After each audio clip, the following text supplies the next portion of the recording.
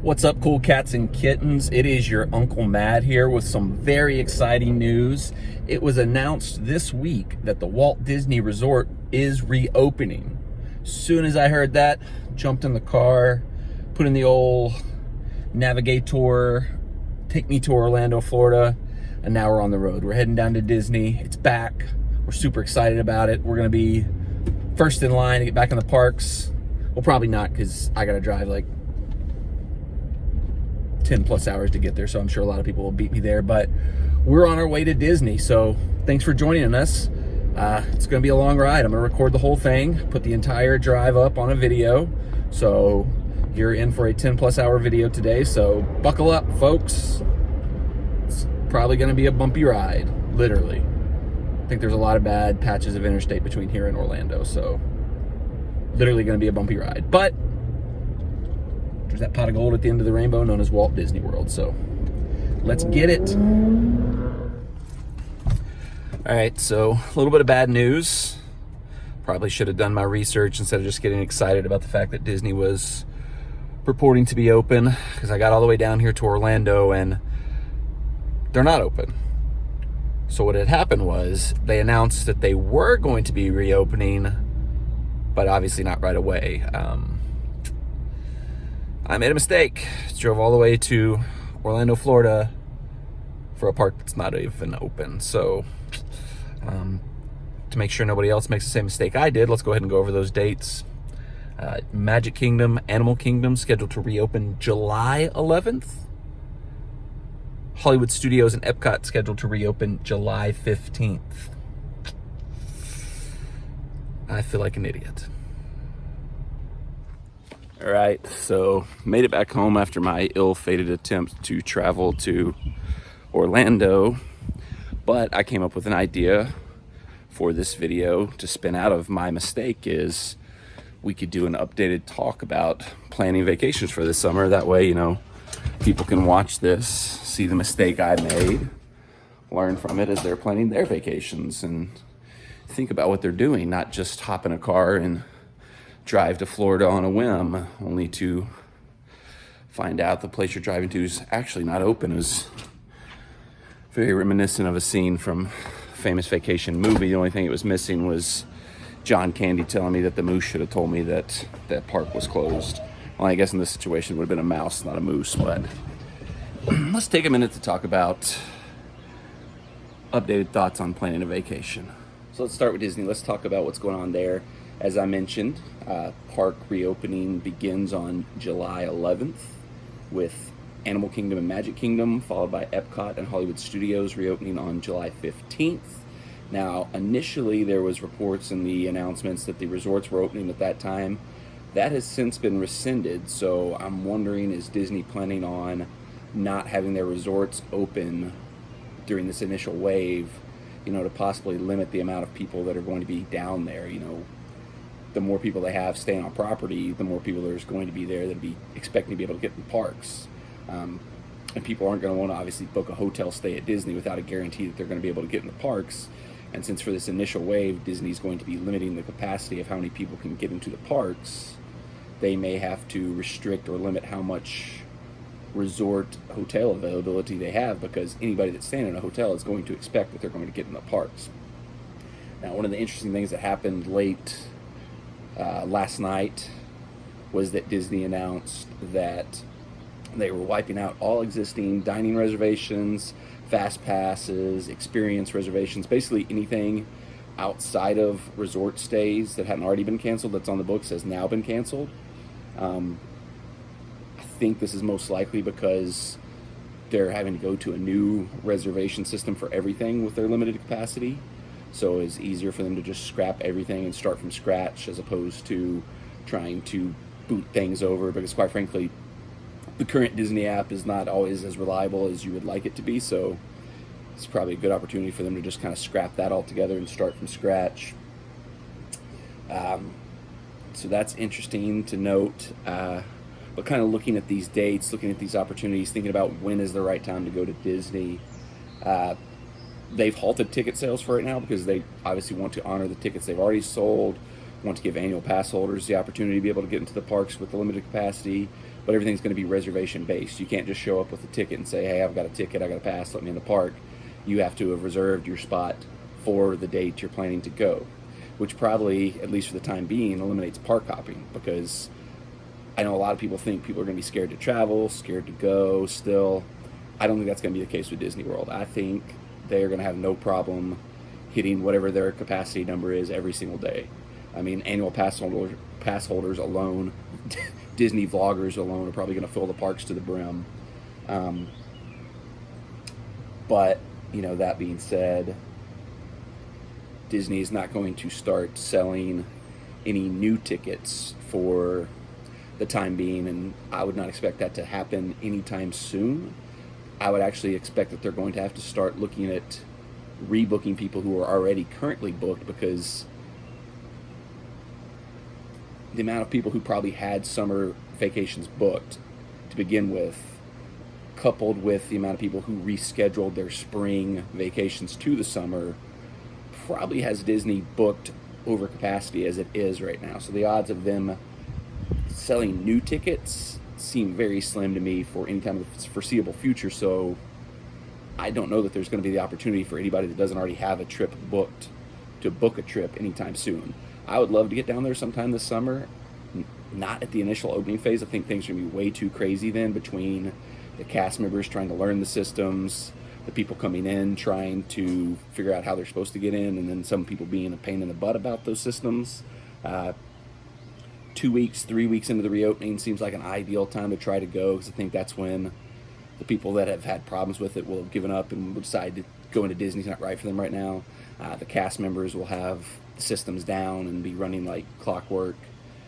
But like I said, I don't anticipate Disney offering new tickets anytime in that window, so that would seem to be the ideal time to go to me, about 3 weeks into the reopening. But I also don't think they're going to be selling new tickets by that point in time, so you know, only people that have currently booked would have tickets, and as I kind of mentioned earlier, they might not even be able to honor all of those packages. Some of those might be rolling back. Couple quick thoughts on some of the modified systems and things that Disney's going to be running at this time. Universal too, to that extent. Number one, Disney announced fast passes. That's not going to be going on right now with this initial wave of opening. Makes sense. I mean, with the limited capacity, there's maybe not necessarily that much of a need for something like fast passes.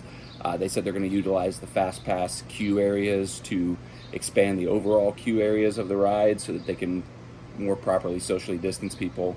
I think they're also going to start implementing more virtual queues, like is used for Rise of Resistance, where nobody's lining up at all. They just come back when they're called for that, which makes a lot of sense too. It's you know, if they can get the technology to work up enough, it's a perfect way to keep people apart there. Parades being down, it sucks for people if you like parades. I'm not really a parade person myself. Parades have always been a good time for me to go jump on a ride when it's going to have a shorter wait because everybody else is out watching the parades, but you know, it is what it is. But I think I have a similar idea. I think I saw this somewhere, but I don't really remember where, so I'm going to steal it and take full credit for it. With the parades and the fireworks both, one way to be able to bring those back but still make sure you're not creating the same level of crowds and clumping that you get with how they have them done in the past, increase the number of shows. You know, run the parade, you know, more times throughout the day, then people don't have to schedule those specific times as much. There's not, I don't know how many they run right now, but run it like triple it. Run it, you know, there's, what's it going to kill to run the parade much more often throughout the day, particularly because you're going to have less people in the parks, so you're not creating as much congestion or stopping the crowd flow as much because there's less people in there to get things congested. Fireworks too, run 3 fireworks shows, 2 fireworks shows. That way there's not the one show that every single person who's in the park is trying to get clumped in to go see together. You know, you can say, do you want to go to the first fireworks show? Nah, let's keep riding rides, let's keep doing whatever we're doing. We'll get the second one or the third one, et cetera, et cetera, et cetera. These are just some ideas that could help bring those type of activities back, but keep the social distancing possible by not having every single person clumping together at those times. So once again, I think somebody else suggested this. I think I saw this in a different video, but I don't remember where. So credit me above and beyond all else, because it was my idea now. I've got a big family trip booked in October, and up to this point, my main concern with it was just, you know, obviously, as part of the reopening, Disney's doing away with or temporarily limiting certain things. Like there's no fireworks, no parades, no character meet and greets, no character dining, no buffet service meals, like we said, limited park capacity. So there's things that are going to make it different for a trip, and my concern has been that those things won't be back restored by October when we're scheduled to go. And maybe they will, maybe they won't. But now, with all the cancellations, all the stuff Disney's having to pull back to get under the capacity they need, now I'm actually starting to look, is our October trip going to happen, period? And I'm on the fence about it. I want to go, I want to do this, but at the same time, it's going to be the first really big family Disney trip we've done in 10 plus years, and I don't know if I want to do it if it's not the full Disney experience. I don't know. We've got 3.5 months till that hits, so we've got time to see what changes, what grows, what evolves with the whole process between now and then. So come October, it could all be completely different. But speaking of October, one of the things a lot of people have been talking about is the Halloween events at the parks. Halloween Horror Nights at Universal, Not So Scary at Disney. Are these going to happen? And to me, these seem like, an obvious thing that could easily still happen because they're ticketed events. They're much more than a regular park day. Disney and Universal can control the capacity. Now, a lot of people have suggested that in the past years, Disney has oversold these events.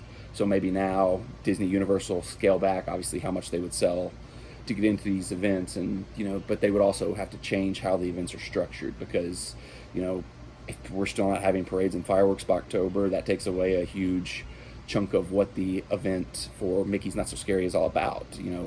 The treat trails are great, getting free candy is great, but those unique stage shows, the unique Halloween parade, the unique Halloween fireworks is half the appeal of the special ticketed event.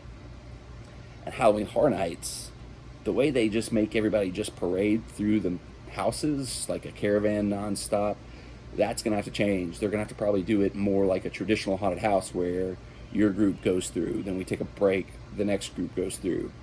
And if they're limiting the capacity, if they're shrinking how many tickets they sell for the event, that's not that big of a deal. One idea I had that could also help is if they expanded it to also include Islands of Adventure. If it's not just secluded to Hollywood Studios, create more space, more opportunities, more things for people to do, can keep people more spaced out. You don't got to pay me for that one, Islands of Adventure. Free tickets, I'll take that if you want to offer it. I don't know.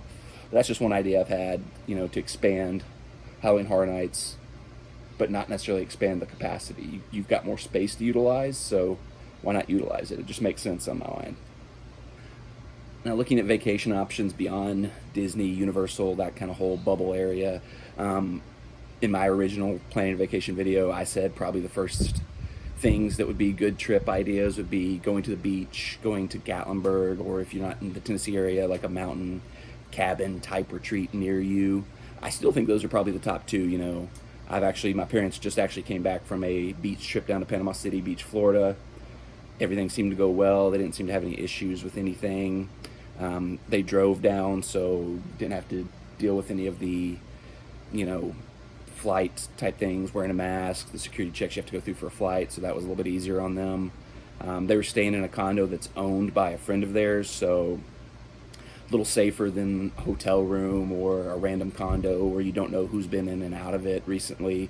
They know they're the only people that have been in that since the last time their friends went down there, months ago. So they had a pretty good situation on that. One thing I've noticed and had some people talking about that's interesting is elevators. Staying at the beach, maybe staying at like a townhome, a beach house, a condo that's on the beach is a safer option than staying in like the high-rise condos, because then you're 100% in an area that's only occupied by you. You're not going into elevators that are shared by other people, not hallways that are shared by other people. It's 100% your space. You're the one there. So an interesting thing to consider if you're trying to plan a beach vacation. But that would be one of my first looks, especially now that we're moving in the summer, warmer weather. It's easy to go out to the beach. Everybody keeps showing all these videos. Look how many people are at the beach. And I'm like, yeah, there's probably too many people at the beach. But at the same time, it's not like they're all doing big group hugs and sitting on top of each other. You put your towel down, you put your umbrella down, put your chair down, you've got your space on the beach. You don't have to be right on top of other people. You can stay with the people that you're there with in your group. You know, there's certain people that are going to go mingle and do other things, but you on your own can control where you're at and what you're doing, and I think the beach is a good place for that. So still kind of recommending the beach vacations. Gatlinburg, I'm kind of on the same boat. You know, it's very similar because you can go up there, you can stay in your chalet up on the mountain and literally never leave your chalet the whole time you're up there. You can just, you know, pop in a grocery store, buy food to cook up in the chalet, and just enjoy your time up there. But they are starting to reopen some of the attractions and stuff that are in the area of Gatlinburg, Pigeon Forge. Dollywood is not back open yet, but they are saying they'll be opening soon. So, in all those places, they're following guidelines, they're doing the right things that they're supposed to do to be able to open safely. So, you know, if you're a person who wants to get away but doesn't necessarily want to get involved in all this stuff, like I said, stay in the chalet the whole weekend, you'll have a great weekend. But if you're feeling comfortable, like you can maybe go and experience some things, go to a couple of restaurants, things like that, those opportunities are starting to be there in Gatlinburg as well. So, as I said in my original video, beach, Gatlinburg, mountain trip, those type of trips are the things I think are going to be fun and you can do safely at this time. And I think everybody kind of needs a vacation right now, you know. I've been on a 3-month vacation essentially. Well, a staycation. I haven't really gone anywhere. But, you know, looking forward to some improvements to the staycation. Stay tuned for that. You'll see some in an upcoming video that we've been working on some things behind the scenes to improve our staycation lifestyle. But, you know, that's just kind of my thoughts. Just wanted to share after my failed attempt to go to Disney World. If you can go to the beach, go to the beach. If you can go to Gatlinburg, go to Gatlinburg. If you don't live near Gatlinburg and live near some type of similar mountain vacation community, go there. You know, I think there's definitely ways you can safely take trips like that. As I mentioned with Disney, if you're not booked for Disney already, I kind of don't think you're going to be able to book anytime soon, but you know, who knows? That situation's constantly evolving. Disney hasn't formally announced exactly what the new reservation system is going to be like. So, you know, we'll probably learn more about that day by day, week by week. It's interesting to note, just want to jump back to Disney for 1 second. Universal, SeaWorld are all opening within the next week or so here in early June. Disney pushed back all their openings to July. Now, their CEO, Bob Chapek, stated that this is because they're a much larger resort than any of the others. Makes sense. Totally makes sense. They've got a lot more staff to get back in, a lot more areas to clean up and fix and get ready for the social distancing stuff. So in that regard, it makes sense that they're pushing back more than the other resorts, the other theme parks, because they are larger. They do have more staff. They do have to do more training, more preparation for everything that's going to be going on. But at the same time, it also, I mean, just think how much has changed week to week throughout this whole, you know, situation. So you're looking at Disney's opening July 11th. Right now, they are saying face coverings would be mandatory in the parks. A month from now, are we still going to be feeling like face coverings are necessary? I don't know. Maybe. A month from now, is a 20% capacity still going to be the kind of standard? I don't know. Maybe Disney's hoping just a little bit that by pushing back, waiting a little bit longer, they can return a little more normal than what they could if they came back right now in June, say. But I still believe they're going to open under the standards they've set because they had to go to the Florida government and put that plan out there and say this is what we're going to do. But waiting until July, maybe they're only under those standards for a week, 2 weeks, a month. Whereas, you know, Universal right now could be having the high restrictions, high rules for 2 months, you know. It's all interesting. It's definitely fun to pay attention to. I can't wait to start seeing the vloggers who are lucky enough to be in Orlando, to see them start going back to Universal, to SeaWorld, those first couple weeks. I'm glad it's them and not me that's going to be the ones doing that, because, like I said, I wouldn't want to be anywhere near any of these parks the first couple weeks just because everything's going to change so much. There's going to be so much to learn, so much to be done differently. And I tend to like to go places when everything's running smoothly, not when there's chaos and there's people yelling and screaming and getting mad at each other. And, you know, if I could get a little bit of advice to anybody who's watching this that is going to go to a place like that, be nice to each other. We've all been through a crazy period the last couple months. The least we can do is be a little bit nicer to each other moving forward. So be nice to each other. That's a good note to end on. very good note to end on. As you start to travel, remember the people you're interacting with, whether it's hotel staff, restaurant staff, theme park staff. They've been through the same crap you've been through for the last few months. Be a little bit nicer to everybody. So we'll wrap up on that. If you haven't done so already, subscribe to the channel. We may do another vacation update video here in a month or so when we see more of how the theme parks are operating and what that's going like. Hit that bell for notifications to make sure you don't miss those videos or any other videos we post on the channel. Give me a thumbs up if you like this video and want to see a sequel down the line when we have a better idea of what the vacations might start to look like as summer rolls along. Leave some comments down below. Do you have a trip planned? Do you have questions about where maybe you should go, what maybe you should do? Leave the comments down below. I'll do my best to get back to anybody that does. There's a link down below for the t-shirt store. As you can see, I have debuted one of my beautiful t-shirts here. This is the catchphrase t-shirt. You can get this for yourself. There's Joe Mad merch, there's German breakfast merch, all kinds of stuff. And pretty much I can make any merch I want, so if you have a suggestion for a t-shirt you'd like to buy, throw that in the comments down below. I'll put it up there, you can buy it, it's all good. But that's going to be it for today. I'm just going to let the shirt do the talking for me. Don't stand so close to me. Goodbye, safe travels.